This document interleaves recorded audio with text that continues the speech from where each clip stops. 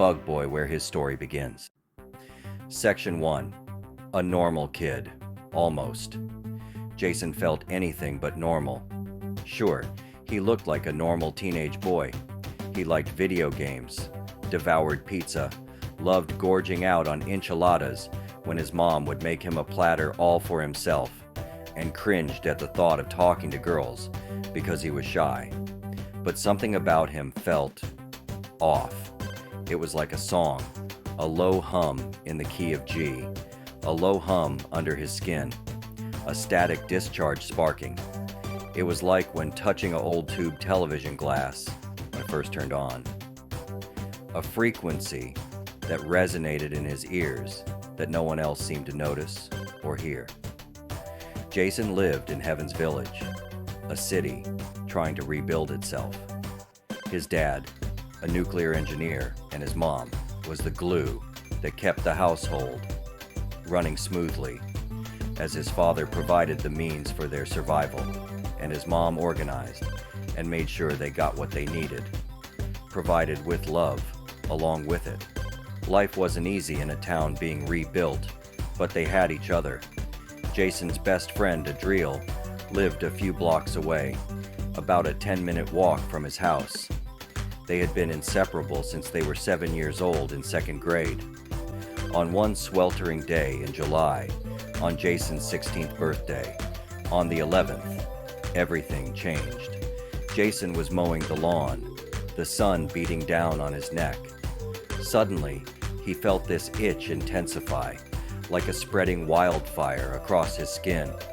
He stumbled backwards, letting go of the lawnmower, falling to the ground. His vision blurred, and the world around him seemed to tilt on its axis. Jason blacked out. Section 2. The itch that changed everything. When Jason woke up, he was in bed. His mom was dabbing his head with a cold washcloth. "You scared us, honey," she said.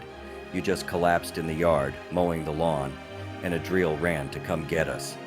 Jason sat up, his head pounding. He remembered the burning, the feeling of something tearing through his skin. He looked down at his arms, expecting to see, what? Burns? Scratches? But there was nothing. What happened?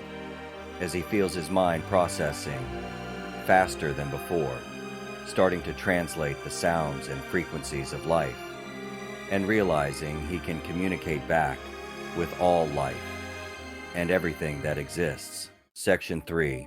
The doctor's visit. The doctor said it was heat exhaustion. But what do doctors know? They don't even know about nutrition for the body. All they know is how to diagnose and give a drug for its symptoms instead of helping the root cause. Section 4. Wings. Adriel was whispering to him. "You were mumbling something about wings." Wings? Jason shuddered. It felt so real, the sensation of something powerful unfolding from his back. He pushed the thought away, telling himself it was a weird side effect of the heat. That night, Jason could not sleep. The itching returned, more insistent. He snuck out of bed and into the bathroom. He caught his reflection and gasped. 2 iridescent wings protruded from his back. They were breathtakingly beautiful and terrifyingly real. The next morning, Jason tried to play it cool. He hid his wings under a baggy hoodie, avoiding his parents' worried glances. Section 5. Needing answers. He needed answers. There was only one person he could think of who would understand. His grandpa, Juan. Grandpa Juan lived in a house built by his grandfather's hands on the outskirts of Heaven's Village. He was retired from the railroad and became an entomologist, a bug expert, who always had a strange twinkle in his eye. Jason, who would soon be called Bug Boy by his grandpa, found himself in his cluttered study, surrounded by books of bugs with strange books of alchemical manuscripts, myths, and legends. Stories of things that the world has taught us to rule out as fake, that it does not exist, and it is not real. Amongst insects and framed specimens, an abstract picture that says on it, if the knowledge of this does get revealed, they will do everything in their power to make sure it does not exist. So we have to exist in the shadows to reveal the light of the truth. Signed by his great-great-grandmother Alicia. "Grandpa," Jason began, his voice trembling, "I need to show you something." He took a deep breath and shrugged off his hoodie. Grandpa Juan's eyes widened as he took in the sight of Jason's wings. But to Jason's surprise, he didn't seem surprised. He seemed expectant. "I knew it," Grandpa Juan whispered, a strange smile spreading like wildflowers blooming in spring flowing across his face. Section 6. Family Secrets Revealed. Grandpa Juan led Jason to a dusty old trunk in the attic. Inside, nestled among old photographs and yellowed letters, was a leather-bound journal. "This belonged to your great-great-grandmother," Grandpa Juan explained. "She was different, just like you." The journal was filled with spidery handwriting and intricate sketches of strange creatures and celestial maps. As Jason read, his blood ran cold. His great-great-grandmother believed they carried a dormant gene, a connection to something ancient and powerful. A cosmic energy of God flowed through them, waiting to be awakened. According to the journal, this energy was tied to God and the balance of the universe, a delicate balance between light and shadow, good and evil. Their family, she wrote, were guardians destined to protect this balance. Jason's power was not a freak accident, but a vital part of a much larger cosmic plan from God. Jason felt a surge of excitement mixed with trepidation. He had a destiny, a purpose. But what did it all mean? And how was he supposed to control and manage these new powers that coursed through his veins? Section 7. Training. The next few weeks were a blur of secret training sessions up in Grandpa Juan's attic. And when Grandpa Juan would first call his grandson Jason Bug Boy, it would forever be his new name. Bug Boy learned to control his wings, to fly with a grace that surprised even him. One evening, while practicing his flying, Bug Boy noticed someone watching him. It was Jessica, a girl from his youth group from church. She had long, flowing blonde hair and green eyes that sparkled like emeralds.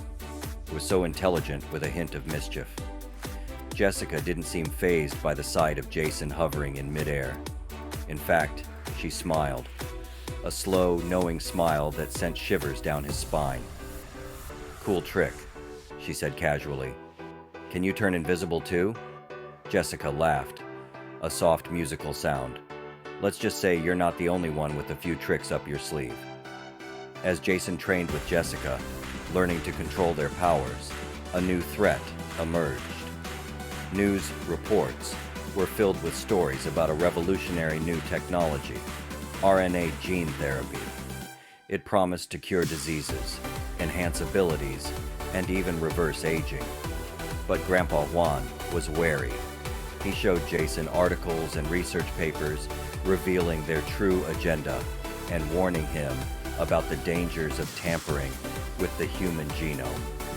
He believed that RNA gene therapy, while promising, was being rushed to the market, driven by corporate greed rather than ethical considerations. "They're playing with fire," Grandpa Juan warned, his voice grave. "They don't understand the delicate balance they are messing with." He pointed to a news report about a shadowy corporation called BioSyn. They were at the forefront of RNA gene therapy research, but rumors swirled about their true motives. Bug Boy felt dread creep up his spine. He could sense BioSyn posed a threat, not just to him and Jessica, but the entire world. One evening while Jason and Jessica were training in an abandoned warehouse on the outskirts of Heaven's Village, they stumbled upon something horrifying, Hidden deep in the warehouse was a door to a passageway that led down to a secret underground laboratory. The air was thick with the smell of chemicals and fear. Inside glass cages, twisted figures writhed in agony. They were human, or had once been human. Now their bodies were grotesquely mutated, enhanced with animal DNA. Jason recognized the telltale signs of RNA gene therapy gone wrong. Suddenly, the doors burst open, and armed guards swarmed the room like ants. "Intruders!" one of them shouted, aiming his weapon at BuG. "Take them down!" BuG and Jessica fought back, their powers amplified by adrenaline and fear. They dodged bullets, their movements a blur of motion. BuG's wings buzzed with energy, deflecting blows and bullets. Jessica moved like a phantom, her blonde hair flashing in the dim light like gold. This is the moment she got the nickname, the Golden Phantom. Section 8. The Balance of Power. As they fought their way through the lab, BuG and the Golden Phantom encountered the source of the mutations, Dr. Elias B. Gates, the CEO and owner of BioSyn. He was an average slim man, with piercing blue eyes, hidden behind his glasses, and a cruel smile playing on his lips. "Foolish children," he sneered. "You think you can stop me? I control the very building blocks of life itself." He pointed a device at them, a swirling vortex of energy crackling at its core. "This is the future," Gates declared, "a world where humanity is no longer bound by its limitations, and I will be its architect." BuG felt a surge of anger, a righteous fury building within him. Gates's arrogance, his disregard for human life, sickened him. This wasn't about progress, it was about power and control, and BuG knew he couldn't let him get away with it. He spread his wings, feeling the cosmic energy coursing through his veins. He understood now. The balance wasn't just about light and shadow. It was about good and evil, about protecting the innocent from those who sought to exploit them. Section 9. Terror in the City. They managed to escape the underground lab, but not before Gates unleashed his latest creation, a bioengineered human named BH0, enhanced with animal DNA and controlled by microscopic nanobots. He was faster, stronger, and utterly devoid of mercy. The creature tore through the city, leaving a trail of destruction in his wake. Buildings crumbled, cars exploded, and innocent people were caught in the crossfire. BuG watched in horror as the city he loved descended into chaos.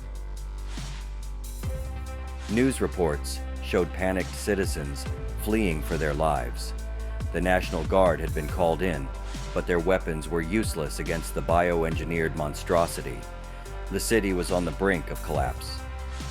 BuG knew he couldn't idly stand by. He had to act, use his power to stop Gates and his creations. He turned to the Golden Phantom with eyes of determination. "We have to do this," he said. For everyone. Section 10. Picking up the pieces. The battle raged for what felt like an eternity. BuG and the Golden Phantom fought side by side, their powers pushed to the limit. They used their unique abilities to outmaneuver and outsmart their opponent. But the bioengineered human kept coming, relentless and deadly. Finally, with a surge of cosmic energy, BuG managed to disable Gates's control over the nanobots that controlled BH0. The creature collapsed, its body returning to its former broken self. Gates, defeated and enraged, was apprehended by the authorities. But the victory felt hollow. The city lay in ruins, scarred by the battle. The death toll was staggering. BuG walked through the wreckage, with the Golden Phantom by his side, his heart heavy with grief. He saw fear in the eyes of the survivors, the pain of loss etched on their faces. He had won the battle, but the war was far from over. the world had glimpsed the terrifying potential of unchecked bioengineering, and BuG knew that others would seek to replicate or even surpass Gates' work. Section 11. A Hero's Journey begins.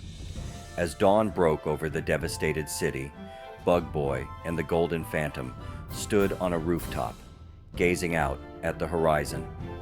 The first responders were tending to the wounded, and construction crews were already beginning the long task of rebuilding the city, Heaven's Village. He was exhausted, physically and emotionally drained, but he couldn't afford to rest, not yet. He had a responsibility now, a duty to use his powers to protect the world from those who would exploit it. He felt the Golden Phantom's hand on his shoulder, her touch a source of strength and comfort. "It's going to be okay," she said softly. "We'll get through this together, as a team." BuG nodded, drawing strength from her words. He was no longer a normal teenage kid. He was BuG, a guardian of the balance, a protector of the innocent. And his journey was just the beginning, where shadows dance with light and words and melodies change and create reality. A juxtaposed duality resonating in harmony. With words, music, and video, a trinity of symphony.